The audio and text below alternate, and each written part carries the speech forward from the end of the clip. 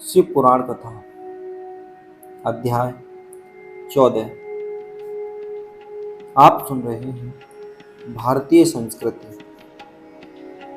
पृथ्वी आदि से निर्मित देव प्रतिमाओं को पूजन की विधि, उनके लिए नैवेद्य का विचार, पूजन के विभिन्न उपचारों का फल, विशेष मास, वार, तिथि एवं नक्षत्रों के योग में पूजन का विशेष फल तथा लिंग के वैज्ञानिक स्वरूप का विवेचन। ऋषियों ने कहा, साधु शिरोमणि, अब आप पार्थिव प्रतिमा की पूजा का विधान बताइए, जिससे समस्त अभीष्ट वस्तुओं की प्राप्ति होती हो। सूत जी बोले, महर्षियों, तुम लोगों ने बहुत उत्तम बात पूछी है। पार्थिव प्रतिमा का पूजन सदा संपूर्ण मनोरथों को देने वाला है तथा दुख का तत्काल निवारण करने वाला है। मैं उसका वर्णन करता हूँ, तुम लोग उसको ध्यान देकर सुनो। पृथ्वी आदि की बनी हुई देव प्रतिमाओं की पूजा इस भूतल पर अभीष्टदायक मानी गई है। निश्चय ही इसमें पुरुषों का और स्त्रियों का भी अधिकार है। नदी, पोखरें अथवा कुएं में प्रवेश करके पानी के भीतर से मिट्टी ले आए, फिर गंध चूर्ण के द्वारा उसका संशोधन करें और शुद्ध मंडप में रखकर उसे महीन पीसें और सानें। इसके बाद हाथ से प्रतिमा बनाएं और दूध से उसका सुंदर संस्कार करें। उस प्रतिमा में अंग प्रत्यंग अच्छी तरह प्रकट हुए हों तथा वह सब प्रकार के अस्त्र शस्त्रों से संपन्न बनाई गई हो। तदंतर उसे पद्म आसन पर स्थापित करके आदरपूर्वक उसका पूजन करें। गणेश, सूर्य, विष्णु, दुर्गा और शिव की प्रतिमा का, शिव का एवं शिवलिंग का द्विज को सदा पूजन करना चाहिए। पोषोपचार पूजन जनित फल की सिद्धि के लिए 16 उपचारों द्वारा पूजन करना चाहिए। पुष्प से प्रोक्षण और मंत्र पाठ पूर्वक अभिषेक करें। अगयहीन के चावल से नैवेद्य तैयार करें। सारा नैवेद्य एक कुंडव लगभग पाव भर होना चाहिए। घर में पार्थिव पूजन के लिए एक कुंडव और बाहर किसी मनुष्य द्वारा स्थापित शिवलिंग के पूजन के लिए एक प्रस्थ शेर भर नैवेद्य तैयार करना चाहिए। ऐसा जानना चाहिए, देवताओं द्वारा स्थापित शिवलिंग के लिए 3 शेर नैवेद्य अर्पित करना चाहिए और स्वयं प्रकट किए हुए स्वयंभू लिंग के लिए 5 शेर। ऐसा करने पर पूर्ण फल की प्राप्ति समझनी चाहिए।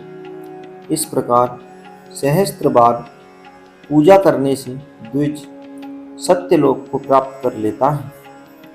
12 अंगुल चौड़ा, इससे दूना और 1 अंगुल अधिक अर्थात 25 अंगुल लंबा तथा 15 अंगुल चौड़ा जो लोहे या लकड़ी का बना हुआ पात्र होता है, उसे विद्वान पुरुष शिव कहते हैं। उसका 8वां भाग प्रस्थ कहलाता है, जो 4 कुंडव के बराबर माना गया है। मनुष्य द्वारा स्थापित शिवलिंग के लिए 10 प्रस्थ, ऋषियों द्वारा स्थापित शिवलिंग के लिए 100 प्रस्थ और स्वयंभू शिवलिंग के लिए 1 सहस्त्र प्रस्थ नैवेद्य निवेदन किया जाए तथा जल, तेल आदि एवं गंध द्रव्यों की भी यथा योग्य मात्रा रखी जाए तो यह उन शिवलिंगों की महापूजा बताई जाती है।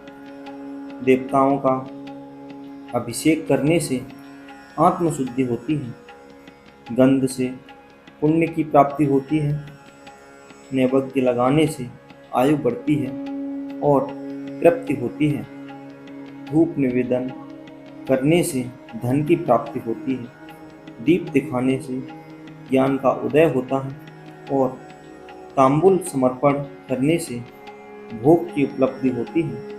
इसलिए स्नान आदि 6 उपचारों को यत्नपूर्वक अर्पित करें। नमस्कार और जप ये दोनों संपूर्ण अभीष्ट फल को देने वाले हैं।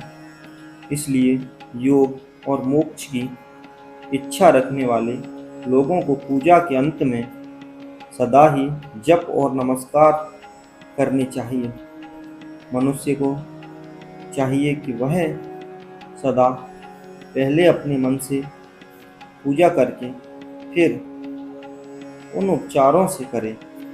देवताओं की पूजा से उन देवताओं के लोकों की प्राप्ति होती है तथा उनके अवान्तर लोक में भी यथेष्ट भोग की वस्तुएं उपलब्ध होती हैं।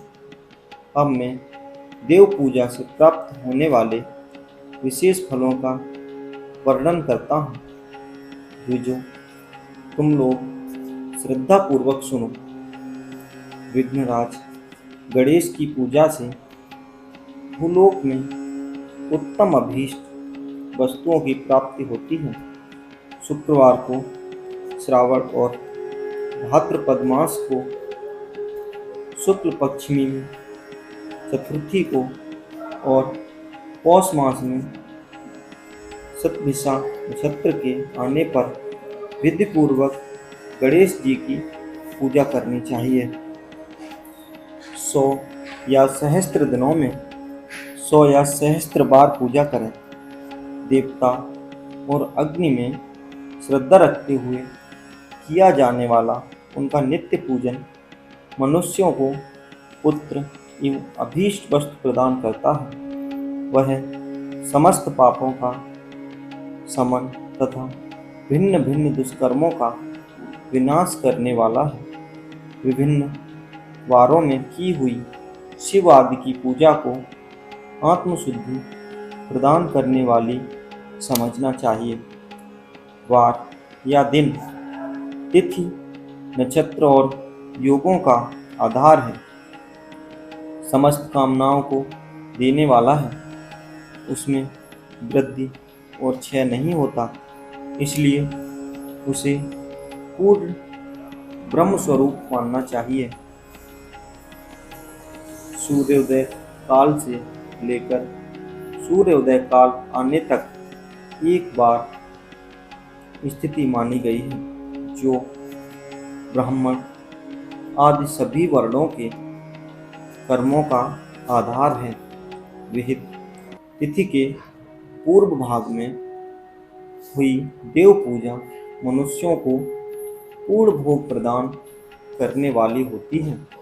यदि मध्याह्न के बाद तिथि का आरंभ होता है तो रात्रि युक्त तिथि का पूर्व भाग पितरों के श्रद्धा कर्म के लिए उत्तम बताया जाता है।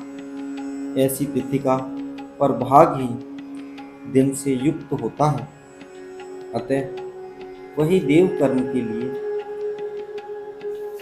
प्रशस्त माना गया है। यदि मध्याह्न काल तक तिथि रहे तो उदय व्यापिनी तिथि को ही देव कार्य में ग्रहण करना चाहिए। इसी तरह शुभ तिथि एवं नक्षत्र आदि को देव कार्य में ग्रह होते हैं।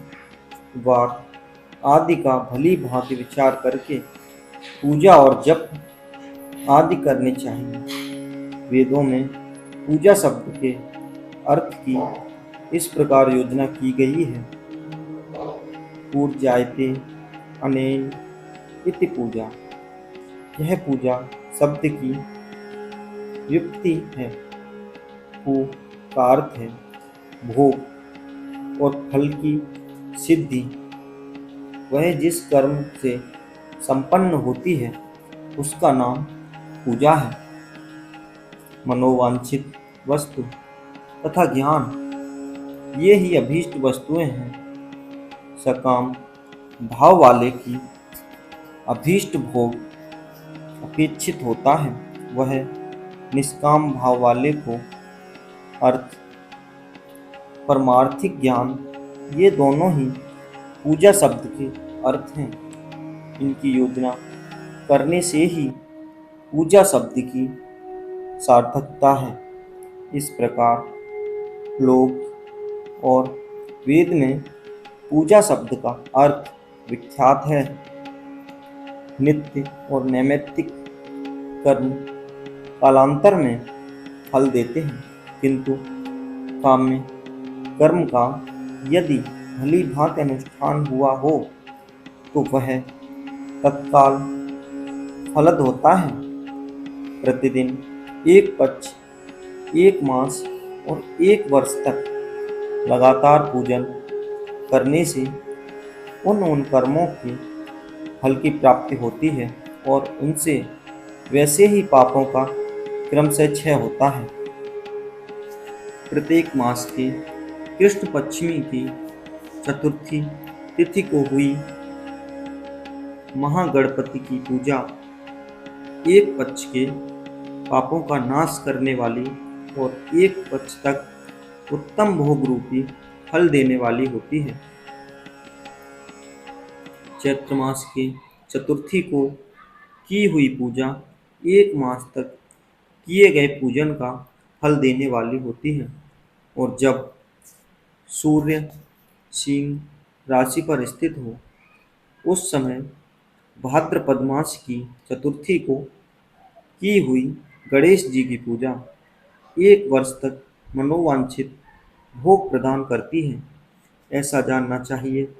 श्रवण मास के रविवार को हस्त नक्षत्र से युक्त सप्तमी तिथि को तथा माघ शुक्ल सप्तमी को भगवान सूर्य का पूजन करना चाहिए। ज्येष्ठ तथा भाद्रपद मासों के बुधवार को श्रवण नक्षत्र से युक्त द्वादशी तिथि को तथा केवल द्वादशी को भी किया गया भगवान विष्णु का पूजन अभीष्ट संपत्ति को देने वाला माना गया है। श्रावण मास की जाने वाली हरिहर की पूजा अभीष्ट मनोरथ और आरोग्य प्रदान करने वाली होती है।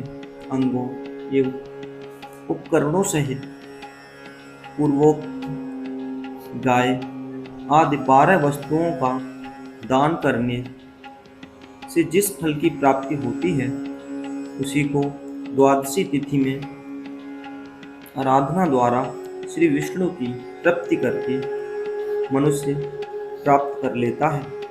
जो द्वादशी तिथि को भगवान विष्णु के 12 नामों द्वारा 12 ब्राह्मणों को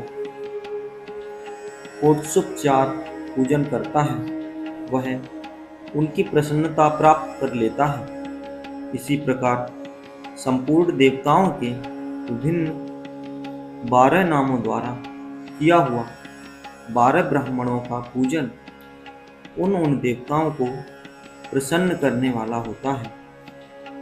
कर्क की संक्रांति से युक्त श्रावण मास में नवमी तिथि को मृगशिरा नक्षत्र योग में अंबिका का पूजन करें। वे संपूर्ण मनोवांछित भोगों और फलों को देने वाली हैं। ऐश्वर्य की इच्छा रखने वाले पुरुषों को उस दिन अवश्य उनकी पूजा करनी चाहिए।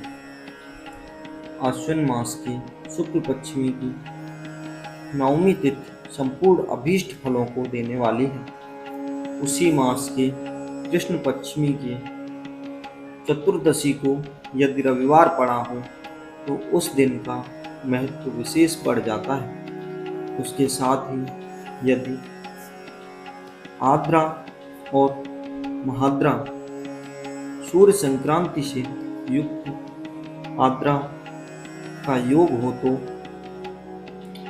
उक्त अवसरों पर की हुई शिव पूजा का विशेष महत्व माना गया है। माघ कृष्णा चतुर्दशी को की हुई शिव जी की पूजा संपूर्ण अभीष्ट फलों को देने वाली है। वह मनुष्यों की आयु बढ़ाती है, मृत्यु कष्ट को दूर हटाती है और समस्त सिद्धियों को प्राप्त कराती है। ज्येष्ठ मास में चतुर्दशी को यदि महाद्रा का योग हो अथवा मार्गशीर्ष मास में किसी भी तिथि को यदि आद्रा नक्षत्र हो तो उस अवसर पर विभिन्न वस्तुओं की बनी हुई मूर्ति के रूप में शिव की जो 16 उपचारों से पूजा करता है वह पुण्य आत्मा के चरणों का दर्शन करना चाहिए। भगवान शिव की पूजा मनुष्यों को भोग और मोक्ष को देने वाली है, ऐसा जानना चाहिए। कार्तिक मास में प्रत्येक बार और तिथि आदि में महादेव जी की पूजा का विशेष महत्व है। कार्तिक मास आने पर विद्वान पुरुष दान, तप, हवन, जप और नियम आदि के द्वारा समस्त देवताओं का षोडशों उपचारों से पूजन करें। उस पूजन में देव प्रतिमा, ब्राह्मण तथा मंत्रों का उपयोग आवश्यक है। ब्राह्मणों को भोजन कराने से भी वह पूजन कर्म संपन्न होता है। पूजक को चाहिए कि वह कामनाओं को त्याग कर पीड़ा रहित शांत हो देवाराधना में तत्पर रहे। कार्तिक मास में देवताओं का यजन पूजन समस्त भोगों को देने वाला, व्याधियों को हर लेने वाला तथा भूतों और ग्रहों का विनाश करने वाला है। कार्तिक मास के रविवार को भगवान सूर्य की पूजा करने और तेल तथा सूती वस्त्र देने से मनुष्यों के कोढ़ आदि रोगों का नाश होता है। हरे काली मिर्च, वस्त्र और खीरा आदि का दान और ब्राह्मणों की प्रतिष्ठा करने से क्षय के रोग का नाश होता है। दीप और सरसों के दान से मिर्गी का रोग मिट जाता है। कृत्तिका नक्षत्र से युक्त सोमवारों को किया हुआ शिव जी का पूजन मनुष्यों को महान दरिद्र को मिटाने वाला और संपूर्ण संपत्तियों को देने वाला है। घर की आवश्यक सामग्रियों के साथ गृह और क्षेत्र आदि का दान करने से भी उक्त फल की प्राप्ति होती है। कृत्तिका युक्त मंगलवारों को श्री स्कंद का पूजन करने से तथा दीपक एवं घंटा आदि का दान देने से मनुष्य को शीघ्र ही वाक्य सिद्धि प्राप्त हो जाती है। उनके मुंह से निकली हुई हर बात सत्य होती है। कृत्तिका युक्त द्वारों को किया हुआ श्री विष्णु का यजन तथा दही भात का दान मनुष्यों को उत्तम संतान की प्राप्ति कराने वाला होता है। कृत्तिका युक्त गुरुवारों को धन से ब्रह्मा जी का पूजन तथा मधु सोना और घी का दान करने से मनुष्यों के भोग वैभव की वृद्धि होती है। कृतिका युक्त शुक्रवारों को गजानन गणेश जी की पूजा करने से तथा गंध पुष्प एवं अन्न का दान देने से मानवों के भोग्य पदार्थों की वृद्धि होती है। उस दिन सोना चांदी आदि का दान करने से बंध्या को भी उत्तम पुत्र की प्राप्ति होती है। कृतिका युक्त शनिवारों को दिक्पालोकों की वंदना, दिग्गजों की, नागों और सेतुपालों का पूजन, त्रिनेत्रधारी रुद्र, पापहारी विष्णु तथा ज्ञानदाता ब्रह्मा का आराधन और धन्वंतरि एवं दोनों अश्विनी कुमारों का पूजन करने से रोग, दुर्मृत्यु एवं अकाल मृत्यु का निवारण होता है तथा तात्कालिक व्याधियों की शांति हो जाती है। नमन, लोहा, तेल और उड़द आदि का त्रिकुट, सौंठ, पीपल और गोल मिर्च, फल, गंध और जल आदि का तथा घृत आदि द्रव्य पदार्थों का और सुवर्ण, मोती आदि कठोर वस्तुओं को भी दान देने से स्वर्गलोक की प्राप्ति होती है। इनमें से नमक आदि का मान कम से कम 1 प्रस्थ शेर होना चाहिए और सुवर्ण आदि का मान कम से कम 1 पल धन की संक्रांति से युक्त पौष मास में उस काल में शिव आदि समस्त देवताओं का पूजन क्रमशः समस्त सिद्धि की प्राप्ति कराने वाला होता है। इस पूजन में अतयहीन के चावल से तैयार किए गए हवन का नैवेद्य उत्तम बताया जाता है। पौष मास में नाना प्रकार के अन्न का नैवेद्य विशेष महत्व रखता है। मार्गशीर्ष मास में केवल अन्न का दान करने वाले मनुष्यों को ही संपूर्ण अभीष्ट फलों की प्राप्ति हो जाती है। मार्गशीर्ष मास में अन्न का दान करने वाले मनुष्यों के सारे पाप नष्ट हो जाते हैं। वह अभीष्ट सिद्धि, आरोग्य, धर्म, वेद का सम्यक ज्ञान, उत्तम अनुष्ठान का फल, यह लोक और परलोक में महान भोग, अंत में सनातन योग, मोक्ष तथा वेदांत ज्ञान की सिद्धि प्राप्त कर लेता है। जो भोग की इच्छा रखने वाला है वह मनुष्य मार्गशीर्ष मास आने पर कम से कम 3 दिन भी उस काल में अवश्य देवताओं का पूजन करे और पौष मास को पूजन से खाली न जाने दे। उसे उस काल से लेकर संगम काल तक ही पौष मास में पूजन का विशेष महत्व बताया गया है। पौष मास में पूरे महीने भर जितेंद्रिय और निराहार रहकर द्विज प्रातः काल से मध्याह्न काल तक वेद माता गायत्री का जप करें। तत्पश्चात रात को सोने के समय तक पंचाक्षर आदि मंत्रों का जप करें। ऐसा करने वाला ब्राह्मण ज्ञान पाकर शरीर छूटने के बाद मोक्ष प्राप्त कर लेता है। द्विजयंतर नर नारियों को त्रिकाल स्नान और पंचाक्षर मंत्र के ही निरंतर जप से विशुद्ध ज्ञान प्राप्त हो जाता है।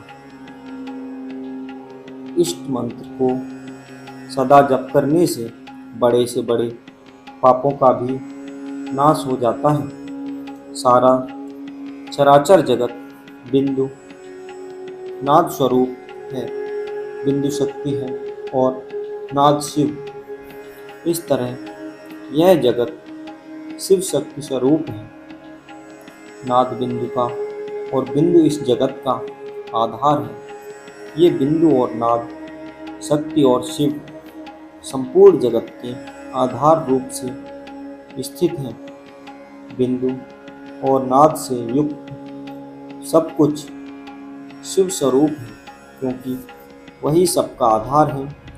आधार में ही आधेय का समावेश अथवा लय होता है। यही सकलीकरण है। इस सकलीकरण की स्थिति से सृष्टि काल में जगत का प्रादुर्भाव होता है, इसमें संशय नहीं है। शिवलिंग बिंदु नाद स्वरूप है, अतः उसे जगत का कारण बताया जाता है। बिंदु देव है और नाद शिव, इन दोनों का संयुक्त रूप ही शिवलिंग कहलाता है। अतः जन्म के संकट से छुटकारा पाने के लिए शिवलिंग की पूजा करनी चाहिए। बिंदु रूपा देवी उमा माता है और नाद स्वरूप भगवान शिव पिता।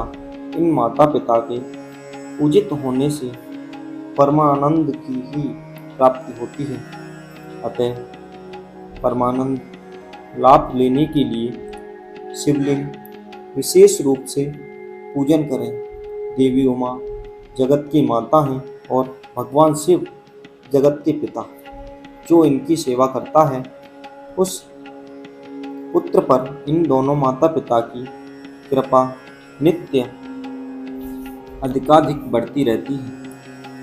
वे पूजकर कृपा करके उसे अपना आंतरिक ऐश्वर्य प्रदान करते हैं। अतः मुनीश्वरों आंतरिक आनंद की प्राप्ति के लिए शिवलिंग को माता पिता का स्वरूप मानकर उसकी पूजा करनी चाहिए। भर्ग शिव पुरुष रूप है और भर्गा शिवा अथवा शक्ति प्रकृति कहलाती है। अव्यक्त आंतरिक अधिष्ठान रूप गर्भ को पुरुष कहते हैं और सुव्यक्त आंतरिक अधिष्ठान भूत गर्भ को प्रकृति। पुरुष आदि गर्भ है और प्रकृति रूप गर्भ से युक्त होने के कारण गर्भवान है, क्योंकि वही प्रकृति का जनक है। प्रकृतियों में जो पुरुष का संयोग होता है, यही पुरुष से उसका प्रथम जन्म कहलाता है। अव्यक्त प्रकृति से महत्वता के अधिक क्रम से जो जगत का व्यक्त होना है, यही उस प्रकृति का द्वितीय जन्म कहलाता है। जीव पुरुष से ही बारंबार जन्म होता है, मृत्यु को प्राप्त होता है। माया द्वारा अन्य रूप से प्रकट किया जाना ही उसका जन्म कहलाता है। जीव का शरीर जन्म काल से ही जीर्ण क्षय भाव विकारों से युक्त होने लगता है, इसीलिए उसे जीव संज्ञा दी गई है। जो जन्म लेता है और विविध पाशों द्वारा तनाव बंधन में पड़ता है, उसका नाम जीव है। जन्म और बंधन जीव शब्द का अर्थ ही है। अतः जन्म मृत्यु रूपी बंधन की निवृत्ति के लिए जन्म के अधिष्ठान भूत मात्र पितृस्वरूप शिवलिंग का पूजन करना चाहिए। गाय का दूध, गाय का दही और गाय का घी, इन तीनों को पूजन के लिए शहद और शक्कर के साथ पृथक पृथक भी रखें और इन सबको मिलाकर सम्मिलित रूप से पंचामृत भी तैयार करके इनके द्वारा शिवलिंग का अभिषेक एवं स्नान कराएं। फिर गाय के दूध और अन्न के मेल से नैवेद्य तैयार करके प्रणव मंत्र के उच्चारण पूर्वक उसे भगवान शिव को अर्पित करें। संपूर्ण प्रणव को ध्वनि लिंग कहते हैं। स्वयंभू लिंग नाद स्वरूप होने के कारण नादलिंग कहा गया है। यंत्र या अर्धा बिंदु स्वरूप होने के कारण बिंदु लिंग के रूप में विख्यात है। उसमें अचल रूप से प्रतिष्ठित जो शिवलिंग है वह मकार स्वरूप है, इसलिए मकार लिंग कहलाता है। सवारी निकालने आदि के लिए जो चरलिंग होता है वह ओंकार स्वरूप होने से उकार लिंग कहा गया है तथा पूजा की दीक्षा देने वाले जो गुरु या आचार्य हैं उनका विग्रह आकार का प्रतीक होने से उकार लिंग माना गया है। जो प्रकार आकार, उकार, मकार, बिंदु, नाद और ध्वनि के रूप में लिंग के 6 भेद हैं। इन 6 लिंगों की नित्य पूजा करने से साधक जीवन मुक्त हो जाता है, इसमें कोई संशय नहीं है। इसी के साथ यह अध्याय समाप्त होता है। इसके आगे की कथा हम सुनेंगे अगले अध्याय में। तब तक के लिए आप हमारे चैनल को सब्सक्राइब कर हमारे चैनल से जुड़िए और हमारे चैनल भारतीय संस्कृति को बढ़ावा दीजिए। अगर आप इससे पहले की कथा सुनना चाहते हैं तो आप हमारे चैनल पर जाइए और वहाँ शुरुआत से संपूर्ण शिव पुराण की कथाएं सुनने का